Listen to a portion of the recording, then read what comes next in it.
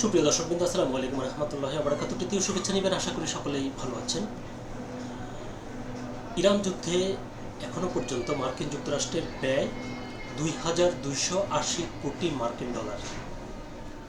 এই বিপুল পরিমাণ এই যে যুদ্ধে ব্যয় করছে মার্কিন যুক্তরাষ্ট্র, এর কঠোর সমালোচনা করেছেন দেশটির অন্যতম প্রভাবশালী রাজনীতিবিদ সিনেটর বার্নি স্যান্ডার্স।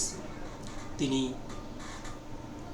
দেখিয়েছেন যে এই যে মার্কিন প্রেসিডেন্ট ডোনাল্ড ট্রাম্প ইরানের বিরুদ্ধে এইভাবে এত বিপুল পরিমাণ অর্থ খরচ করছে, যেই টাকাগুলো সেখানে খরচ না করে মার্কিন যুক্তরাষ্ট্রে আরও সমস্যা রয়েছে। ঠিক আরও কি কি সমস্যা রয়েছে কিংবা কোন কোন খাতে এই অর্থগুলো দিয়ে অন্য আরও ইতিবাচক সমস্যা সমাধান করা যেত, এ নিয়ে দৈনিক ইত্তেফাক পত্রিকায় একটি প্রতিবেদন প্রকাশিত হয়েছে, যার শিরোনাম বলছে ইরান যুদ্ধে ব্যয়বহুল মার্কিন হামলার কঠোর সমালোচনা করলেন বার্নি স্যান্ডার্স। এই শিরোনামে খবরটির বিস্তারিত বলছে যে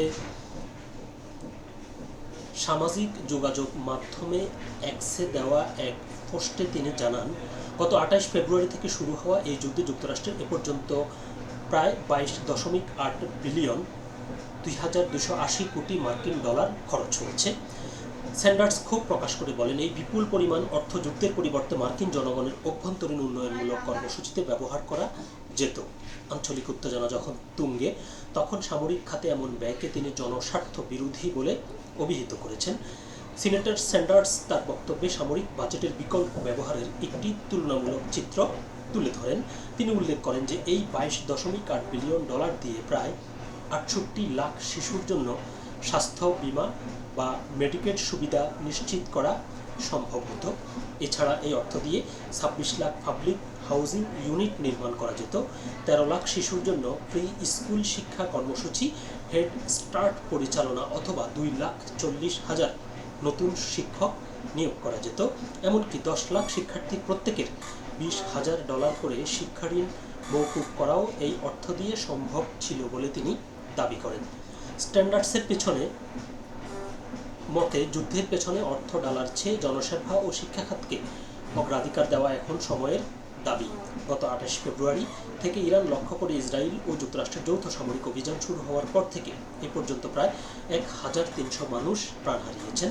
নিহতদের মধ্যে ইরানের তৎকালীন সর্বোচ্চ নেতা আয়াতুল্লাহ আলী খামিনি সহ দেশটির অনেক শীর্ষস্থানীয় রাজনৈতিক ও সামরিক ব্যক্তিত্ব রয়েছেন।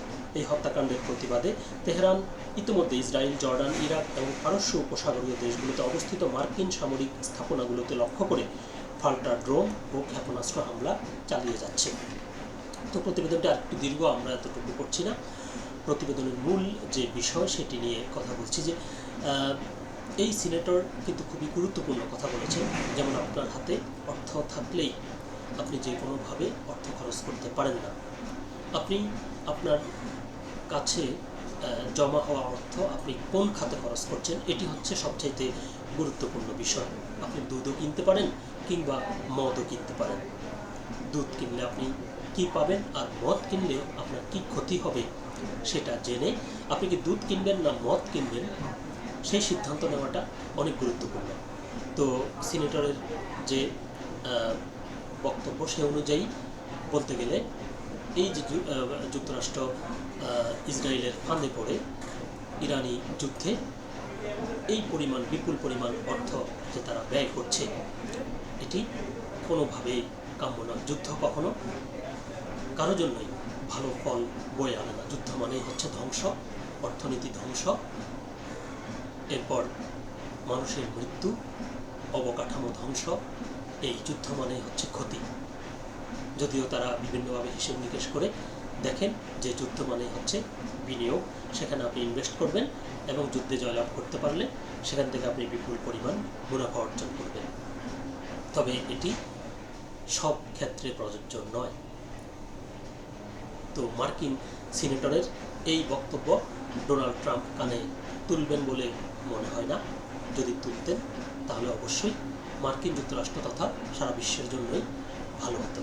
সকলে ভালো থাকবেন, সুস্থ থাকবেন।